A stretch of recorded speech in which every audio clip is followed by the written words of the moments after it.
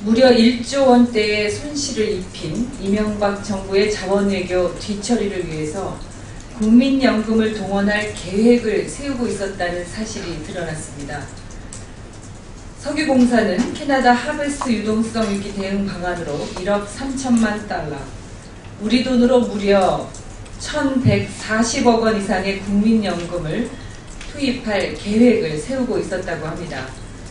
가스공사 역시 LNG 캐나다 사업 지분 매각을 추진하면서 국민연금 등을 잠재적 투자자로 선정하고 있었습니다.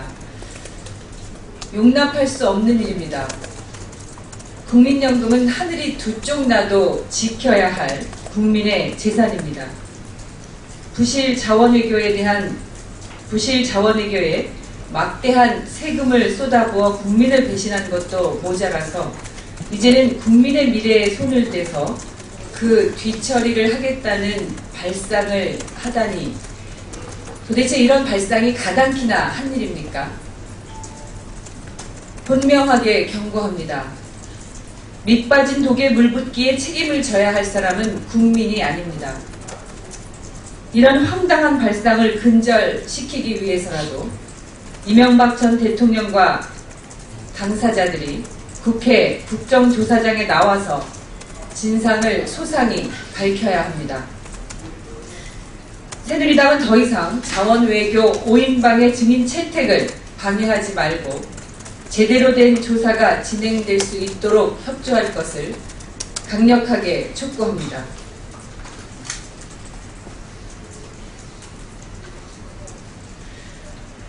세월호 유가족들이 정부의 세월호 투기 시행령 폐기와 세월호 인양을 요구하며 416시간 농성에 돌입했습니다. 세월호 유가족들의 절박한 눈물 앞에 미안하고 죄스런 마음이 드는 것은 인지상정입니다.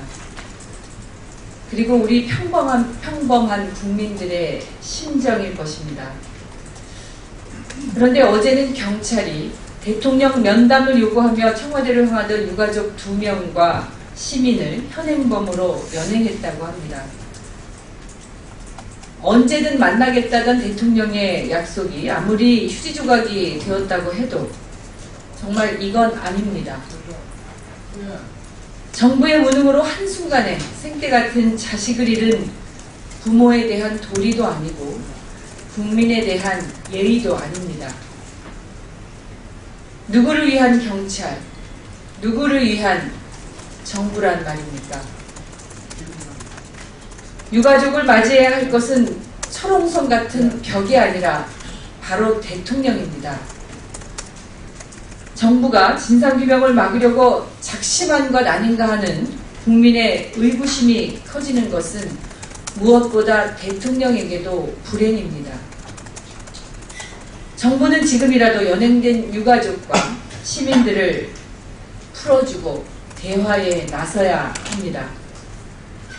정부 여당에 다시 한번 촉구합니다.